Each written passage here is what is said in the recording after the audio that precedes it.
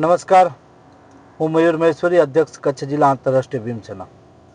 આજે આપના માધ્યમથી જણાવવાનું કે આજે મુન્દ્રા તાલુકાના અમુક ગ્રુપોમાં વિડીયો વાયરલ થયા. એ બાબતે એક મારો વિચાર, મારો ખુલાસો રજૂ કરું છું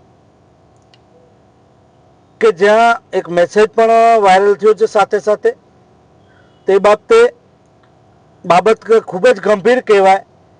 જે વિડીયોમાં મારપીટ ચાલુ છે એમાં પણ પોલીસ કર્મચારી દેખાય છે, હરપાલસિંહ કરીને. જે મને જાણવા મળેલ છે કે ખરેખર આ વસ્તુ કેટલું યોગ્ય છે. આ મેસેજમાં પણ ઉલ્લેખ છે કે દારૂ પીને ગાડી ચલાવેલી છે.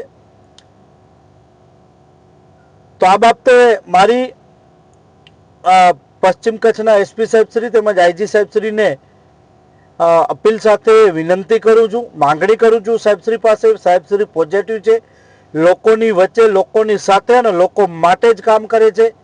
ત્યારે મારી માંગણી છે કે આજે વિડીયોના માધ્યમથી જે મેં વિડીયોમાં જોયું, આ ખૂબ જ દુઃખદ અને ગંભીર બાબત છે.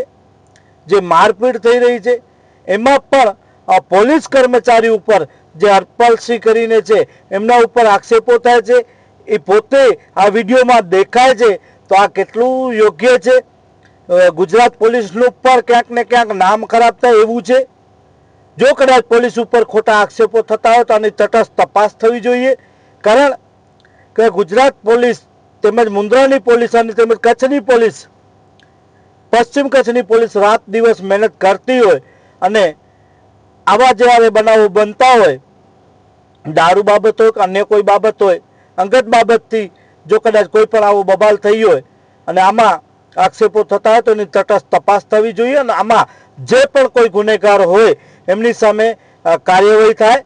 કારણ કે આમાં આ નાની કોઈ વસ્તુ નથી. વિડીયોમાં જે પ્રમાણે દેખાય છે એમાં 100% એકબીજાને 100% ઈજાઓ પહોંચી હશે. ને આ બાબતે મારા ખ્યાલ મુજબ લગભગ ફરિયાદ નથી થઈ. અંદરો અંદર બધું પતી ગયું છે એવું પણ છે. તો આ બાબતે અંદરો અંદર શું કામ પત્યું છે, શું કામ ઘીના ઠામમાં ઘી ઢોળાયું છે, એની પર તપાસ થવી જોઈએ.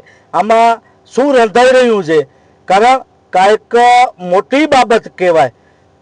તો આ બાબતે ગુજરાત સરકારનું પણ ક્યાંક ને ક્યાંક નાક કપાય, ગુજરાત પોલીસનું પણ ક્યાંક ને ક્યાંક નાક કપાય.